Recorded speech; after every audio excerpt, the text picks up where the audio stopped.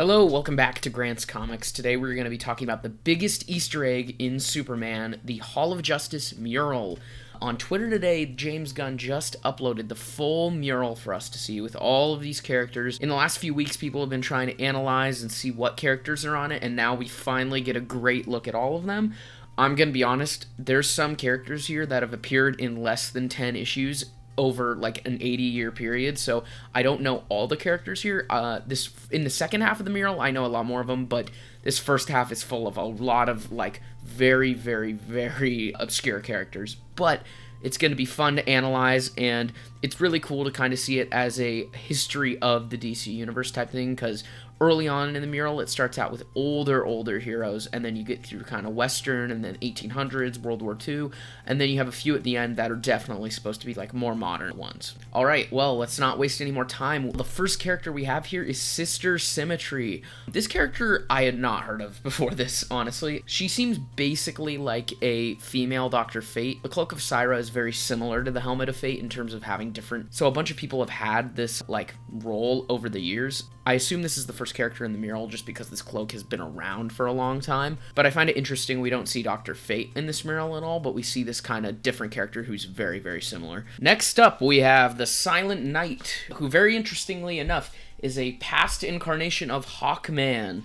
So this is kind of our representation for the medieval era of DC heroes. Very interesting choice that they chose him over Hawkman, but I'm assuming they did that to kind of like spread out the different eras. Silent Knight is mainly a character who's interacted with like the Knights of the Round Table and King Arthur and those kind of characters. I'm curious to see if James Gunn has any like project plan with him, or if he's just kind of here to represent the medieval era. Alright, next up is Exoristos, another character I had not heard of previously. She was an Amazonian who was exiled from Themyscira and basically was kind of like a wandering warrior throughout the world.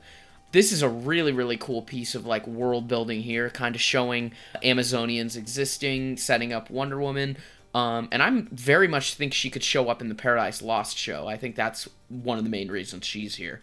Next up is Black Pirate, kind of now transitioning from the very early history and now into the 1700s here. Black Pirate is a character who is obviously a pirate. Black Pirate's here to kind of showcase the pirate side and that era, but like a lot of these other characters, he's been pulled in and out of the timelines to many different eras. He's been part of different teams, and also, where I've mainly known him from, is he plays a role in the Batman time travel arc, where Batman kind of goes through time and Batman becomes a pirate himself, and he meets not only Black Pirate, but also Blackbeard, and a few other characters. Now, moving through into the rest of the 1700s here, we have Miss Liberty. She is a Revolutionary War era hero, and again, like Black Pirate, has been pulled in and out of time at different points to show up with different characters, but is mainly there to fight during the Revolutionary War. She is sometimes known as a ancestor to a character we're going to see later on here, Liberty Bell, and alongside her here, we see Max Mercury, who is our first speedster in the DCU and one of the craziest choices, I think, for this mural, because I did not expect him to be on this at all. During this era here, he's known as Windrunner, and you're going to see him later on in the mural when he has his kind of Max Mercury Quicksilver outfit.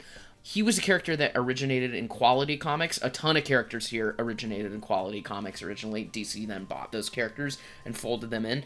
But Max Mercury is basically, he gains his speedster powers very early on, and then he basically travels through time into different eras, mainly forward through time. After the 1940s, he kind of became a forgotten character, but in the 90s, he was revived by Mark Waid to become kind of the mentor to Impulse, who's Barry Allen's grandson, and he was kind of like reinvented during that era to be the Max Mercury that we know now. So it's super cool to see the seeds planted now. I know a lot of people thought this was Jay Garrick at first, but no, Jay Garrick is not on this mural at all, so this is our first speedster here. Next up, we have Super Chief. Super Chief has appeared throughout DC Comics in many different incarnations. The only one I've really recognized is the one that debuted in 52, which was the long-running weekly comic. But besides that, he's not very known. He hasn't appeared in too much, but it's interesting that he's been both a hero and a villain here. I assume because these are all heroes on this, I assume this is a heroic version of him. Next up, we have El Diablo. This is not the El Diablo from Suicide Squad. This is a different one. And he is a cowboy. And now as we move into the 1800s, we see kind of the cowboys and a lot of cool stuff like that here. It's super cool that they chose him as the like kind of representation for all the cowboys, because there's so many Western heroes. The new history of the DC universe has shown how many Western characters there were. So just picking one here is probably pretty tough. I could definitely see him showing up if Jonah Hex has any projects in the DCU. Next up, this one had a ton of debate of people wondering who this is, and I think it's a character named Hugo Danner, who's a character as we transition into kind of the World War I era here. He possesses super strength, super leaping, increased stamina and durability, and accelerated healing factor. He's another character that hasn't appeared in too much over the years, but what makes him more interesting is that he originated in a novel, with DC getting the rights to the character later on. He's appeared as recently as 2005 in the comic book miniseries Legends, which was part of Wildstorm, which was folded into DC, and he's mainly known as a character that fights during World War I. Next up, we have a character named the Ghost of Flanders. This is another Quality Comics character, kind of showing the onset of World War II here. This is an insane pull. He has appeared in literally 8 comics ever, between 1941 and 1942, and nothing else. He kind of represents the Tomb of the Unknown Soldier in real life. He rose from that and became kind of a crime fighter from that, but he really does not have that much history just because he's literally only appeared in 8 issues ever, but crazy deep cut from James Gunn here. Now, on the flip side here, we have a character who's appeared a ton and even recently got his own miniseries, the Sandman.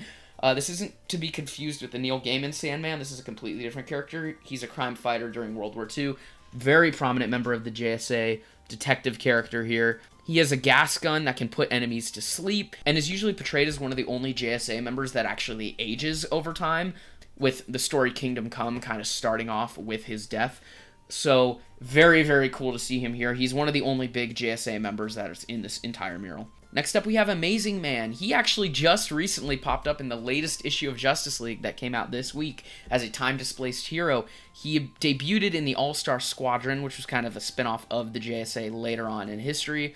Although he was created in the 1980s, he was kind of seen as a contemporary version of a 1940s Golden Age hero, and is kind of a tribute to that era. There have been different incarnations of him over the years, so I'd not be surprised to see like a different incarnation of him pop up later. Alright, next, another big hero here. We have Zatara, the father of Zatanna here.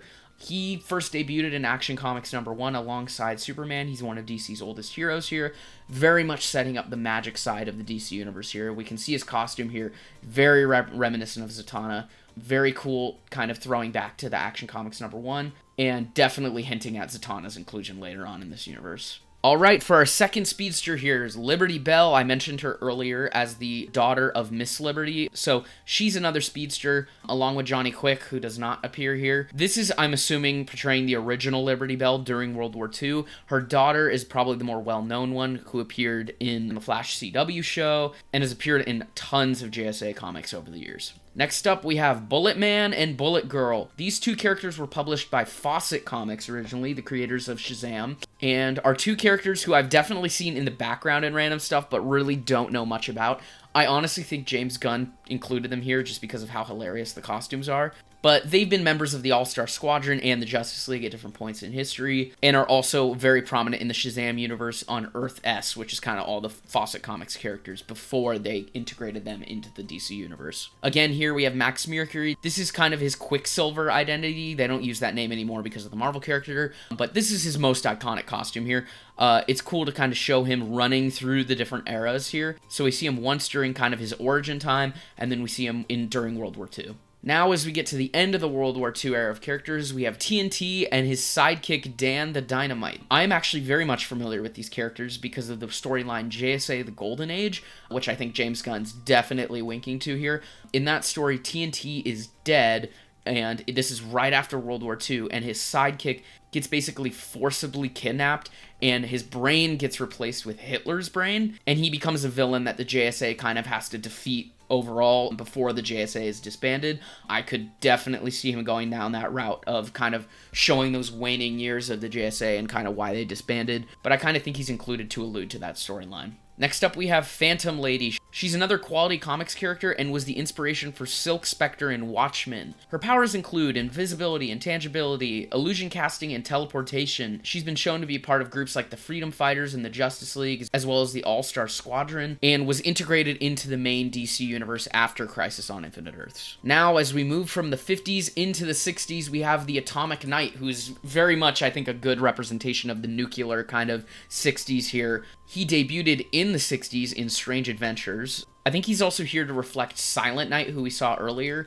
as kind of a more modern version of the Knight, but mainly I think it's to represent kind of the space age of the 60s. Next up, we have a character I'm very familiar with, and I think it's interesting that he's shown here to be kind of representing of the 70s. It's B'wana Beast, or Freedom Beast. He made his debut in Grant Morrison's Animal Man, originally as someone that Animal Man and the original B'wana Beast rescue, but after donning the mask, he himself becomes B'wana Beast, and later renames himself Freedom Beast. Freedom Beast has an elixir that can give him super strength, speed, hunting, and tracking abilities. The helmet also allows him to communicate with animals and merge them together to form chimeras. I almost wonder if James Gunn is already planning an Animal Man adaptation, but very cool to see him here. Did not expect him here at all, so it was super cool to see him included here. Next up, we have another one of the most popular characters here, Wildcat. Wildcat is a longtime member of the Justice Society who appears in basically every incarnation of the team. He's known to be a mentor in the comics, especially to Black Canary and the future Wildcats, and is considered one of the best hand-to-hand combatants in the DC universe. I think it's very interesting that he's included in the Metahuman mural, because he is basically just a normal human, but he also was magically given 9 lives, so I assume that's why he's here too. Prior to this mural releasing, James Gunn said that someone in this mural has already been cast and is going to be played by a famous actor, and alongside a lot of other people, I think Wildcat has already been cast, and I think it's going to be Sylvester Stallone.